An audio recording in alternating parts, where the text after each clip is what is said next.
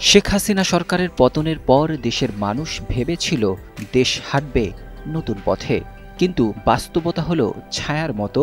স্বৈরাচারী শেখ হাসিনার রেখে যাওয়া কিছু বিষয় এখনও রয়ে গেছে দেশের গুরুত্বপূর্ণ স্থানে, যা দেশের সাধারণ মানুষের জন্য এক অশনি বার্তা। সম্প্রতি দেশের একটি স্বনামধন্য গণমাধ্যমে বেরিয়ে এসেছে এমনই এক ভয়াবহ তথ্য, যা কাঁপন ধরিয়েছে দেশের সশস্ত্র বাহিনীর মধ্যে। ঢাকার সেনানিবাসের ভেতরে অবস্থিত একটি সরকারি উচ্চ শিক্ষা প্রতিষ্ঠান MIST, অর্থাৎ military institute of sciences and technology. এটি বাংলাদেশের সশস্ত্র বাহিনী পরিচালিত আর শিক্ষাগতভাবে বিউপির অধিভুক্ত।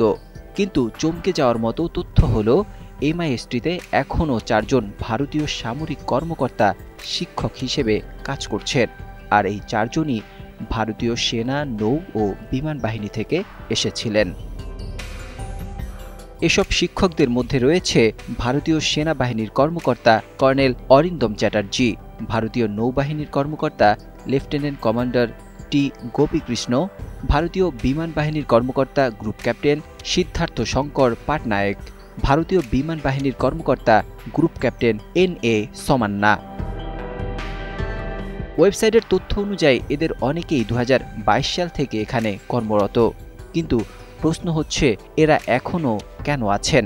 সরকার তো পাল্টে গেছে, তাহলে তারা কোন শক্তিতে এখনও MISTতে অবস্থান করছেন? বিশ্লেষকরা বলছেন, এই কর্মকর্তারা কম্পিউটার সায়েন্স ও ইঞ্জিনিয়ারিং বিভাগে শিক্ষকতা করছেন, আর এ ধরনের বিভাগে সেনাবাহিনীর স্পর্শকাতর তথ্য, নেটওয়ার্ক ও সিস্টেম ডাটা নিয়ে কাজ করা হয়। অনেকেই আশঙ্কা প্রকাশ করছেন, এদের মাধ্যমে বাংলাদেশের সামরিক তথ্য গোপনে ভারতে চলে যেতে পারে। অবসরপ্রাপ্ত লেফটেন্যান্ট কর্নেল দিদারুল আলম বলেছেন, শেখ হাসিনার সময় ভারতের র এজেন্টদের বিভিন্ন প্রতিষ্ঠানে বসানো হয়েছিল। এখন সরকার বদলে গেছে, কিন্তু এইসব লোক এখনও আছে কিনা সেটাও তদন্ত হওয়া দরকার। তবে এবার প্রশ্ন আসছে, এই ভারতীয় কর্মকর্তারা কি বৈধ চুক্তির আওতায় আছেন, নাকি তারা এখনও পুরনো আশীর্বাদপুষ্ট যোগাযোগের মাধ্যমে ভিতরে রয়ে গেছেন? সেনানিবাস হলো দেশের সবচেয়ে নিরাপদ জায়গা, আর এই জায়গায় যদি বিদেশি সামরিক কর্মকর্তারা প্রবেশাধিকার পান, তাহলে সেটি শুধু সেই প্রতিষ্ঠানের জন্যই ঝুঁকি নয়, বরং জাতীয় নিরাপত্তার জন্য বড় ধরনের ঝুঁকি হতে পারে।